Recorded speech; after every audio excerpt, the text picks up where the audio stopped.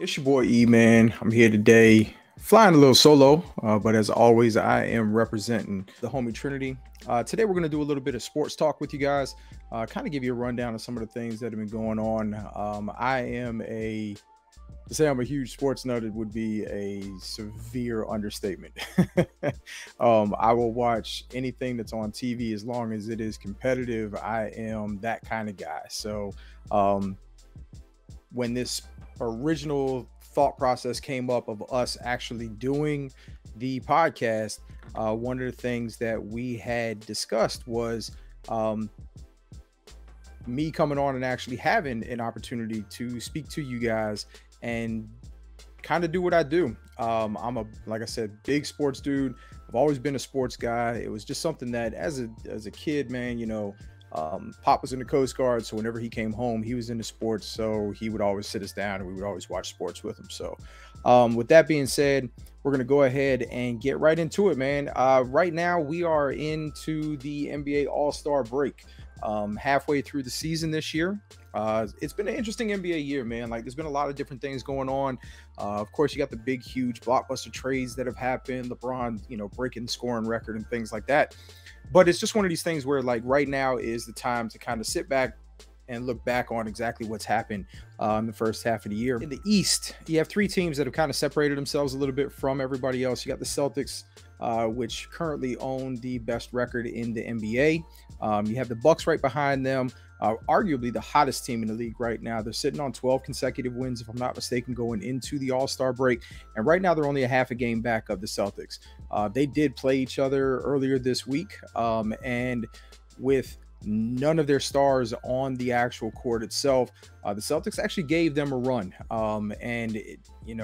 Rennie is our resident sports Bostonian fan, if you would. I was telling him that, you just have to kind of take that victory for exactly what it's worth, man. Your second team and the guys that aren't your stars, I mean, you're playing without Brown, you're playing without Horford, you're playing without Smart, you're playing without Tatum, who's could potentially wind up being the MVP this year. And you go into Milwaukee. That's the other thing. You played at their house. And I mean, you gave them a run. The game went to overtime. I mean, it was one of those types of games where, looking back on it now, that's probably going to pay dividends for that team later on down the line. And then in third place in the East right now is the Sixers. They're about 3 games back going into the actual break itself. Joel Embiid's health right now going into the second half of the season is something that is a little bit of a concern. But hopefully they're thinking that with the break, with the All-Star and everything like that, they get their time off. He's probably not going to wind up playing in the game later on tonight. But he's a special kind of talent. I mean, the game has definitely moved from the interior in the post to the more guards and wing play and things like that. Of course, the 3-point shot is huge in today's NBA game. But Joel Embiid is one of those guys where he's a throwback, if you would, in regards to the way that he plays the game, where he plays the game for his size. He can step outside. He can take that 3-point shot. But for the most part, he is going to stay down in the blocks and handle his business. In the West, which the crazy part about the West is that the 3 teams we're going to talk about at the top are not the teams that everybody's talking about right now because of what happened with the trade deadline. So, of course, with Durant going out to the Suns and with Kyrie teaming up with Luka with the Mavericks, you would think that, those teams were in a position to be able to make that type of a run. And to be honest with you, I mean, they are. They're in the playoff hunt right now. But the top 3 teams in the West, you actually have the Nuggets that are 5 games up on the Grizzlies right now. Ja Morant and the boys there in Memphis are playing hella basketball. I mean, they are... last year they said that they want all the smoke, and this year they're getting it, and they're taking it on, and they're just running with it, man. They're a good, young, solid team. I think that they're probably a savvy veteran away from actually being a true blue title contender. But when you have a guy on the court like Ja, you just don't know, man. Like, he can literally take the game over by himself. They have great perimeter shooting as well. But again, going back to the top, though, the Nuggets are the team that nobody ever talks about. And I don't know if it's just because of where they play. You don't get the chance to see maybe many of their games. Jokic right now is currently averaging a triple-double for a big man. That's huge in points, rebounds, and assists. Possibly going to win his 3rd MVP. I mean, all of that, and Jamal Murray's still on the team, and Michael Porter Jr. is still on the team. So they've got talent, and they're currently sitting with a comfortable lead going into the second half. And then the third team is actually probably going to surprise a lot of people, man. But the Sacramento Kings are currently sitting in third in the West. They're led by De'Aaron Fox. He's averaging right around 25 points a game, right around 6 assists, if I'm not mistaken. And then the pickup that they had with Sabonis has been huge for them. He's averaging about 19. He's pulling down about 12, and he's actually dishing the ball as well. He leads the team in assists at 7 assists a game. They are a fun, young, exciting team that nobody's talking about. It's the exact type of team that can wind up sneaking up on a veteran squad in the playoffs and wind up taking care of business and knocking them out. They currently have 6 guys on their roster that are averaging double figures. So it's not just a one-man show. Yes, De'Aaron Fox is that dude when it comes to the Sacramento Kings, and nobody will ever deny that. Sabonis has been a great addition to that team for him. But, I mean, they have guys that are stepping in. I mean, Harrison Barnes is on the squad, man. There's that savvy veteran with playoff experience. He's doing a great job. He's averaging double figures. They've got, like I said, 6 total dudes on the team that are averaging double figures going into the All-Star break. If they can maintain that and maintain the type of play that they've had going into the All-Star break, they're a team to keep an eye on in the second half. Maybe not necessarily this year, but the things that they've been doing over the course of the last few drafts and a couple of the off seasons that they've had evidently has really started to make way this season. Of course, when you're talking about the West, everybody's going to talk about the Suns. Everybody's going to talk about Kyrie. Everybody's going to talk about the Mavericks with Kyrie. And my take on it is I need KD to play a game. I mean, he's been hurt most of the year, but when he was playing, he was Kevin friggin' Durant, man. You know what I'm saying? I don't know how many different ways you can say that he is one of the best players currently in the game, arguably top 2. Now, adding him into the mix with a true point guard. Now, he's played with point guards in the past, don't get me wrong, but playing with Kyrie and playing with Westbrook, and when he was in Golden State, Steph really ran the point for them. You know what I'm saying? He's actually dealing with the point guard. You know, CP3 is that old school true definition of what a point guard is. He looks for other guys. He gets them involved. He gets them into the right position. He takes the points that comes to him. But with him, Booker, Ayton, and Durant on paper, again, games aren't played on paper, but on paper, that's pretty formidable, you know? So I think that even with that addition, with the Suns, I still think that the top teams are the 3 teams that are battling for that number 1 spot out in the East. When it's all said and done, it wouldn't surprise me one bit if the Celtics, the Bucks, or the Sixers were the ones that were actually raising the NBA trophy at the end of the year. I'm very curious to see what the dynamic is going to be between Kyrie and Luka. Both of them are ball dominant players. I think Kyrie had 26 in the fourth quarter the other night, but you saw 2 guys at the end of the game that were trying to defer to each other. And that could wind up costing the Mavericks down the line, because if they don't have somebody at the end of the game who steps up and takes that shot, then what was the point of actually adding him? Luka's been that guy. He's been the one with the step back threes. Everybody knows it's coming and you still can't do anything to stop it. Kyrie has been arguably the best player in the fourth quarter, regardless of team, for the entire year. So when you get into those close games late, who are the Mavericks? What is their identity going to be is essentially what I'm trying to figure out. With those 2 guys, both being ball dominant players, can one of them make the adjustment, or both of them make the adjustment to be okay not having the ball in their hand and having to move? Look, Luka, as much as everybody loves him, the guy is, he's just a hell of a talent, man.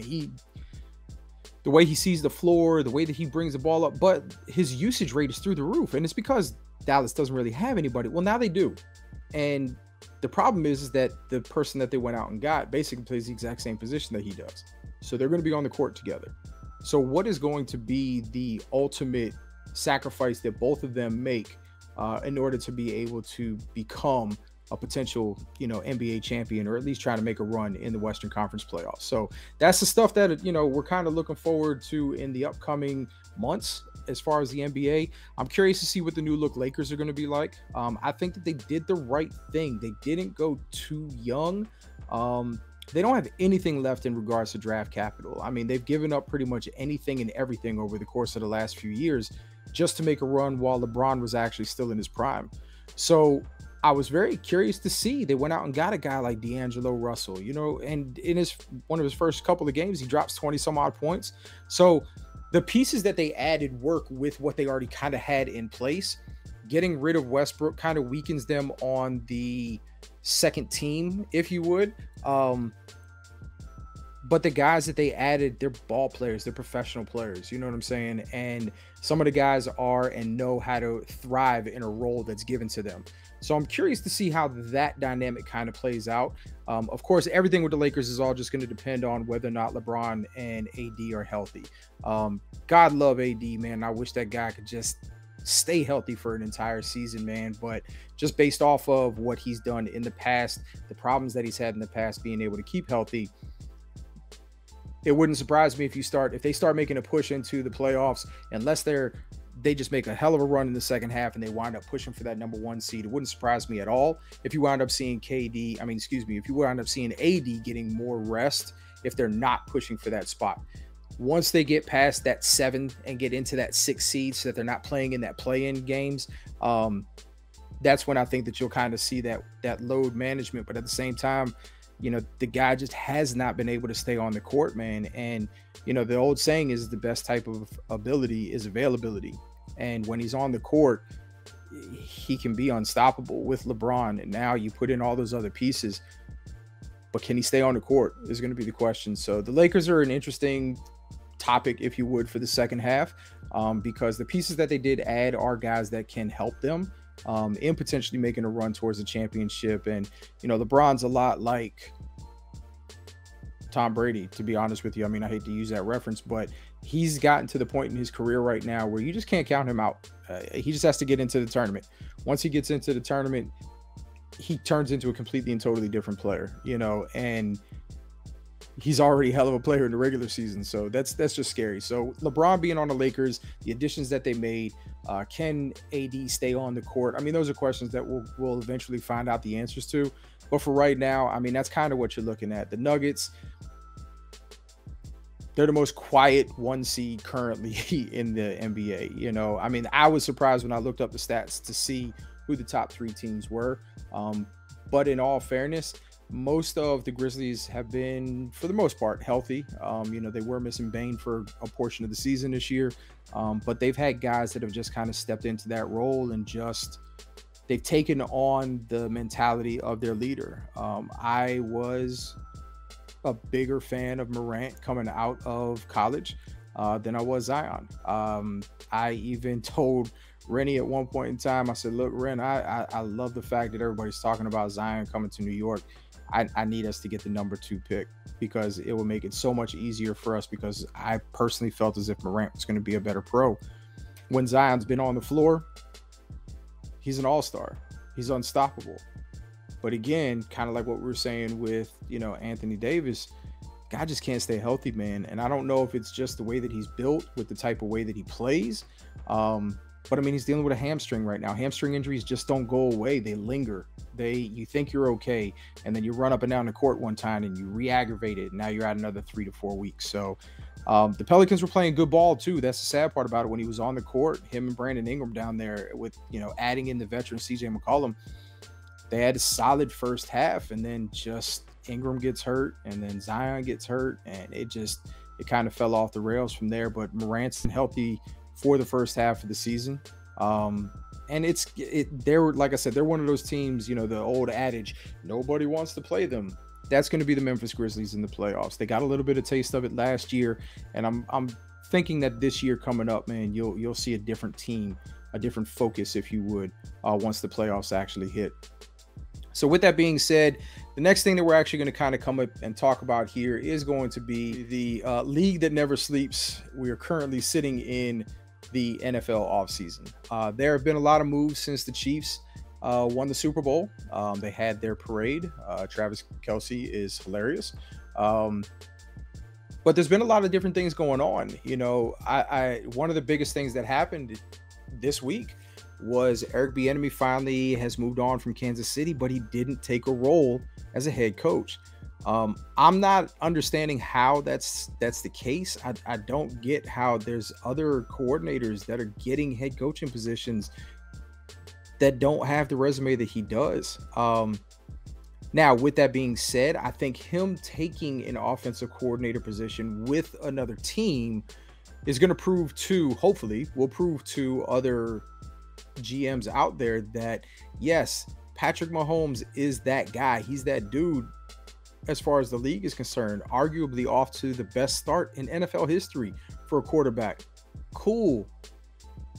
But Bieniemy was never getting credit being the offensive coordinator there in Kansas City. Everything was always going through Andy Reid. There was a couple times even in the Super Bowl when they were panning over to the sideline when a play happened or just after a play happened, and they were giving the credit to Andy Reid. Andy Reid is not the play caller and was not the play caller in Kansas City, allegedly. That was Eric Bieniemy.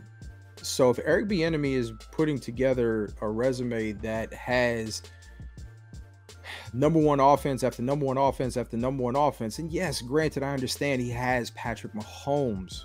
So does Andy Reid, so I mean, I get it. You want to see whether or not it's really genuinely him or whether or not it was truly Andy Reid that was making all of the offensive decisions for the Chiefs, and that Bieniemy was just the one that was actually calling it into Mahomes. I'm not sure what's going to happen for him in Washington.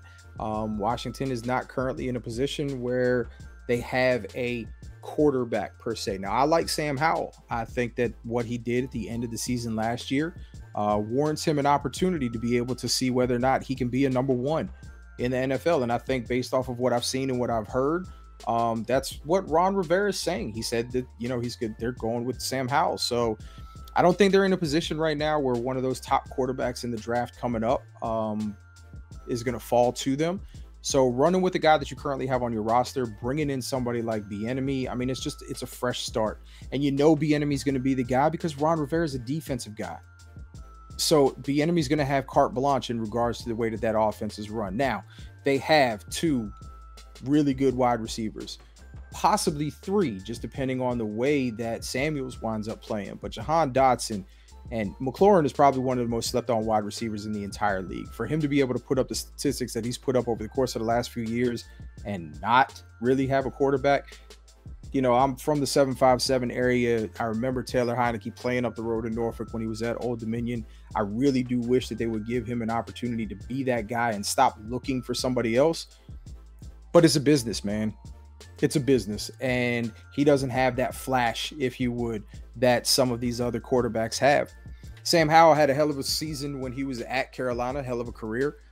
They took a shot on him, and at the end of the year, they gave him a shot. And I think the game that he played in, I think he proved that he can play in the league. Now, whether or not he is a true blue, genuine starter, and whether or not he's somebody that will actually be able to maintain everything, it'll be interesting this year for Washington. How much of a leash will they give him? How much of the playbook will he be able to understand? Are they going to bring in a veteran and try and push him for that potential number one spot? But going into camp, knowing that you're the clear-cut number one, so that does something to a certain type of person. You can now elevate yourself, or you can stay stagnant. If he elevates himself, he has the potential to be a really good quarterback. Is he going to be one of these guys that goes out and he throws for 5,000 yards? Who knows? I mean, there's plenty of guys. I mean, look at what happened with Purdy this year in San Francisco. Nobody saw that coming. So sometimes it's just being given an opportunity, being given that chance, and having arguably one of the best offensive coordinators coming in now as your offensive coordinator and putting together those game plans the same way that he would there in Kansas City. It's going to be interesting to see how Washington's offense looks. It really is. And as a Giants fan, I could care less how they look. I hope that the Bieniemy hire, bites him in the ass, to be honest with you. But that's just me being petty. From a realistic standpoint, which I consider myself when it comes to sports, that's a hell of a hire. That's a hell of a hire. And I hope that he has an opportunity to go in there and show everybody exactly what he was doing in Kansas City was in fact him. The next thing that we're going to kind of talk about is we're going to move on now to the quarterback carousel that normally happens this time of the year. And you got a couple of guys right now. You got Jimmy G coming out from San Francisco. You got Carr coming from, of course, the Raiders, Aaron Rodgers, and whatever dark room he's currently sitting in for the next 3 days. And the names that keep popping up are all linked with the New York Jets. Now, the interesting part about the New York Jets is that you have a team that last year had a hell of a draft. I mean, a hell of a draft. You drafted last year the offensive rookie of the year in Garrett Wilson, the defensive rookie of the year in Sauce Gardner. You had a running back by the name of Breece Hall, who was on his way to being one of the best rookies in the league before he got hurt. And then you got a defense that just played lights out last year. So yeah, they're a quarterback away. David Carr is 31. Aaron Rodgers is 38. Lamar freaking Jackson. I don't understand how he's not the guy that you're going after. He's 26 years old. He's an MVP already. He consistently kept Baltimore in games over the course of the last years, almost by himself. No wide receivers. He only had Edwards, the tight end. I mean, the running backs situation up there, it's just... I hope that J.K. Dobbins winds up being healthy, because he has the potential to be one of those types of running backs. He proved it. And Baltimore likes to run the football, but they haven't been healthy. They've given them no wide receivers. The offensive line has blocked their tail off for a running back that doesn't play. Lamar got hurt in the pocket this year, so you can't blame that on, his scrambling ability. I don't understand why you're not talking about arguably one of the most dynamic quarterbacks currently in the NFL at 26 years old, coming into a young team and going from there. If I was Jets GM, I'd give up my first round pick. I would. You're sitting in the middle of the first round. I'd give it up. Yeah, you can get you an offensive lineman.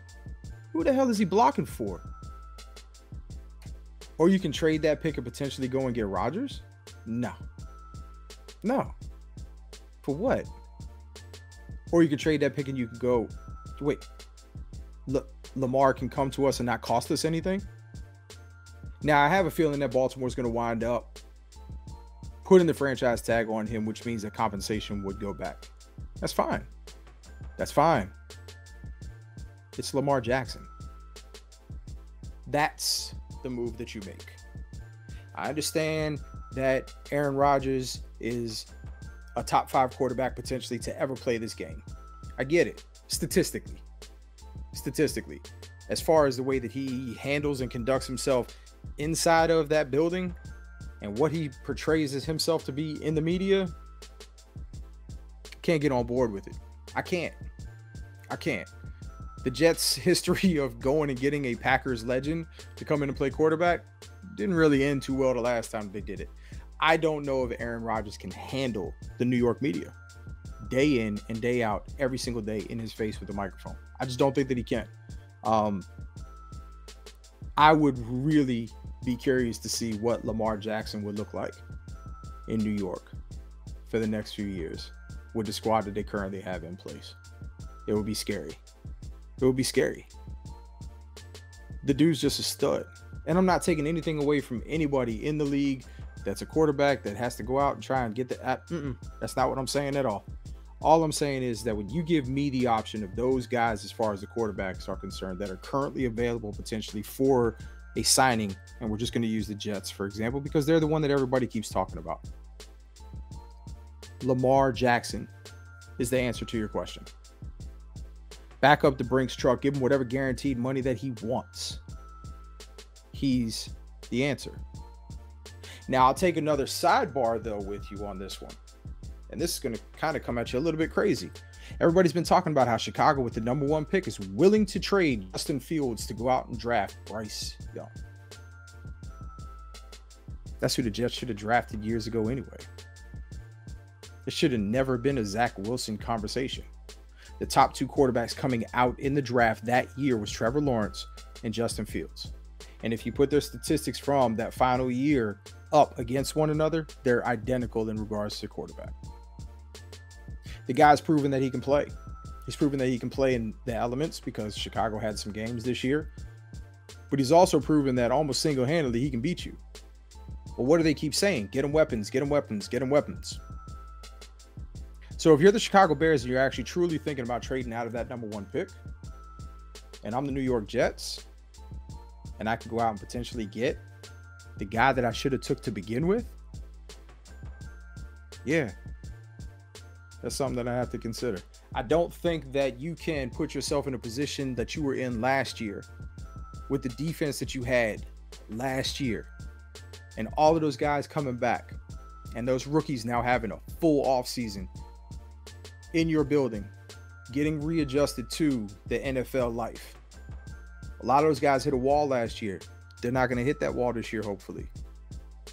So your options coming in are going to be Carr, Rodgers, Jackson, or possibly trading for Fields. Those first 2 dudes ain't even an option anymore, in my opinion. You go after Lamar Jackson, and if the Bears are serious about trading out, package up some picks. Give them a couple players maybe. Send some guys on their way. Bring in Justin Fields.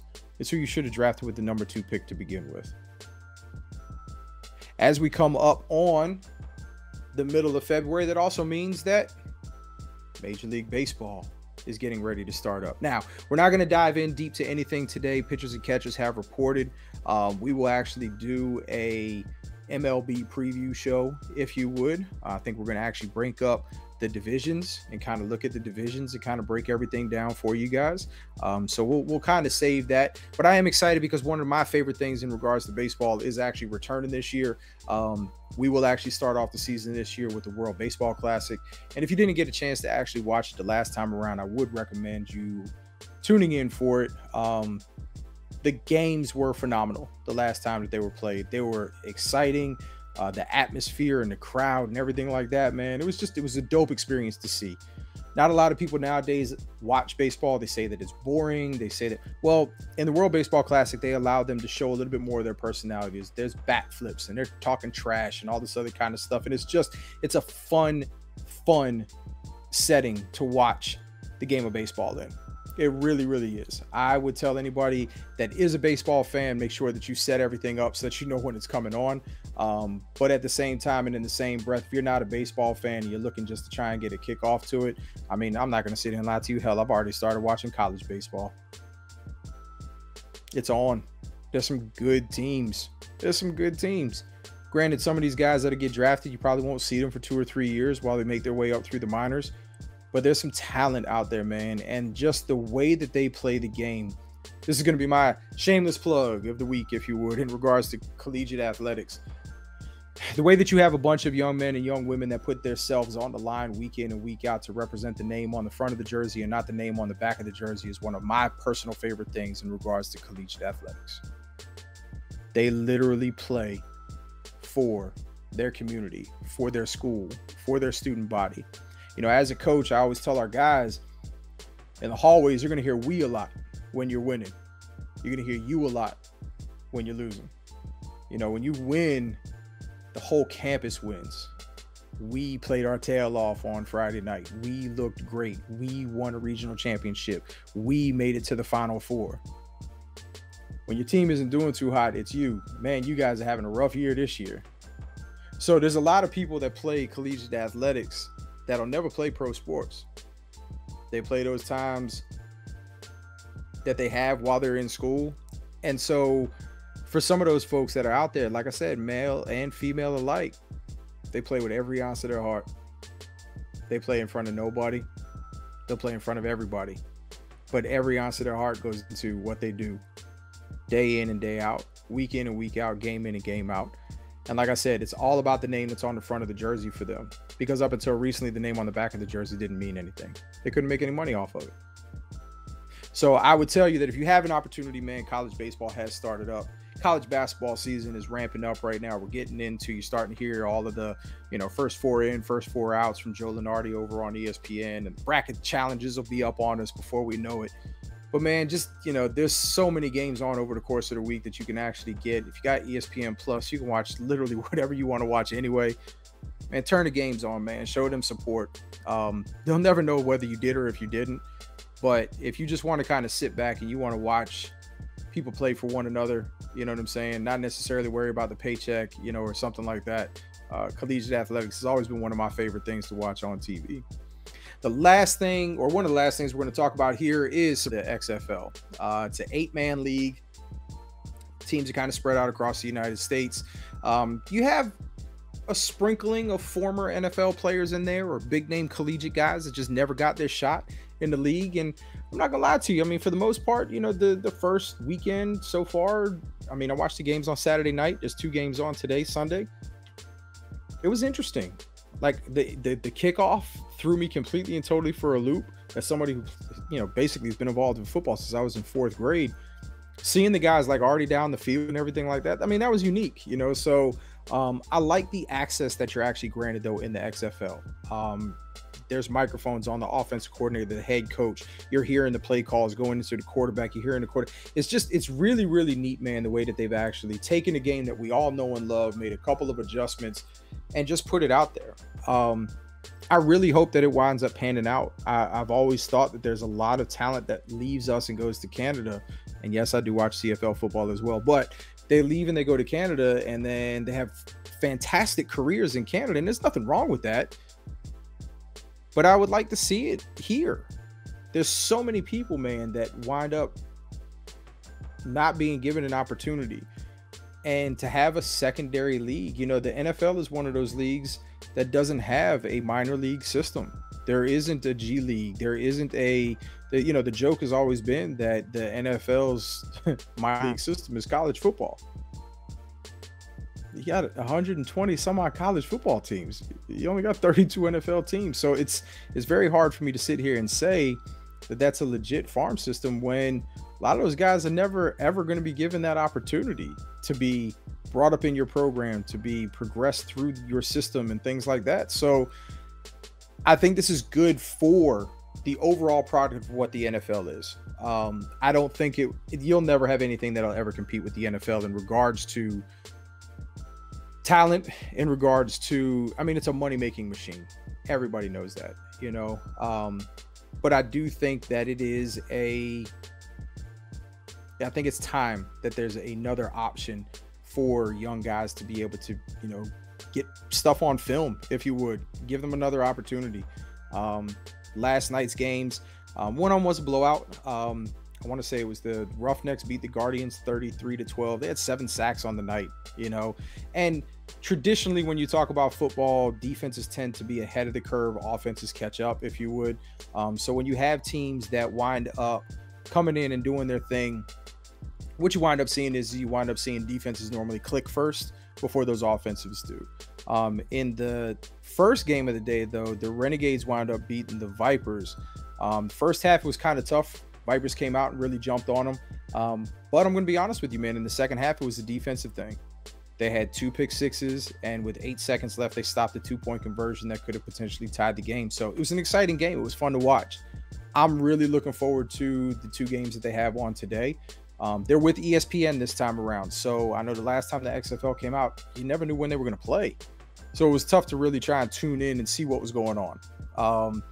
But now that they're with ESPN, the process of getting out the schedule and knowing what time teams are playing and when they're playing, ESPN's doing a good job of promoting that. So if you get an opportunity, man, sit down, check them out. I mean, it's sports, dude. I mean, come on, seriously? Like, you need another reason to not watch football? Come on, man. The season's over with as far as the NFL is concerned. But leading up to the draft and everything like that, you mean to tell me you can't sit down on a Saturday or Sunday and watch football? Come on, yo. Come on. Get for real. And then the last thing that I want to talk to you guys about today, man, before I get out of here, Eldrick Woods. He's playing good, man. I don't know what's going on today in regards to, he had teed off, shortly before I started recording this. So when I get off of here, I'm going to check to see where he is. But coming into the night, man, or coming into Sunday, he made the cut, which surprised a lot of people. Nobody really knew what to expect from him this weekend. But the young guys are just, with everything that's happened to him, with all the injuries that he's had and everything like that, it's going to be hard, because during the times that he was recovering, this next echelon of elite young players came around, and when he came back, they were driving just as far as he was, and the short game was just as well as his was. I mean, I don't think Tiger is one of those people that had the same mentality as a Kobe Bryant, same mentality as a Michael Jordan, you know, kill, kill, kill, kill, kill. If Tiger has truly taken a step back, reevaluated the actual game itself, adjusted himself to what he can do as opposed to what he can't do, and puts that into play for his game, it could benefit him, but I don't know if it ever means that he wins another championship.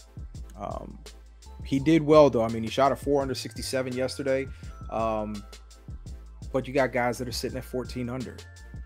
That's a big, big gap for a guy that is still trying to find his way after the accident, to be able to come back. But I think it's good, though, that he is able to compete, because for people of my generation, Tiger reinvented the game of golf. Take it or leave it, like it or not. He took what golf was and pumped energy into it and brought youth with him. And a lot of people my age hit the links because of what they saw Tiger doing. For you young folks that are out there watching right now, Tiger was must-watch TV, whether you liked golf or not. When he was in a tournament, when he was in a major, when he came out on Sunday in that red and black, you just knew that you were going to see something. And even if he didn't win, he was pushing for the title. He was pushing for the title. He was pushing for the title. So we became accustomed to greatness. We just expected him to be in everything.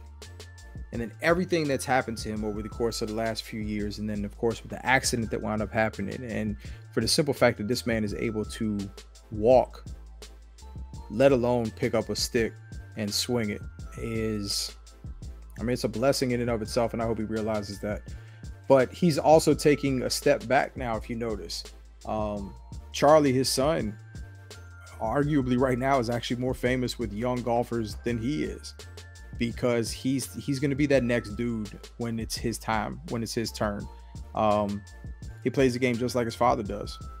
If you watch him side by side at some of these pro-ams and stuff like that, their mannerisms, the way that they carry themselves, hell, the way that they walk up and down the daggone fairways, it's almost identical. But with everything technology-wise that's increased over the course of the last 15, 20 years in regards to golf, what they have from an equipment standpoint, the different ways that they, you know, it's leaps and bounds different than what it was when Tiger first originally started.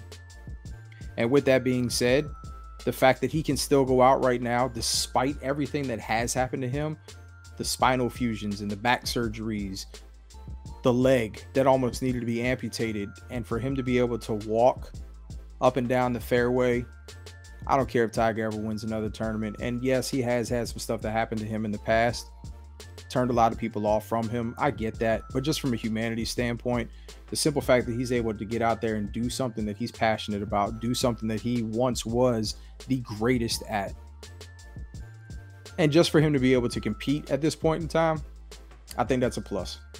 So I hope everything goes well for him today. I hope he doesn't dip too far off. I hope he stays right in that middle pack. I think it would be a good thing for him. But coming into today, Jon Rahm was sitting, I think, at like -14.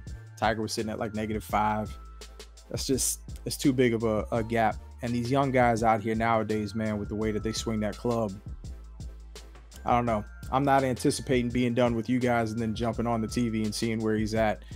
I'm pretty certain that he's not going to be up towards the top of the leaderboard, but I'm hoping that he's still right there within that medium range, if you would. I hope he doesn't dip too far.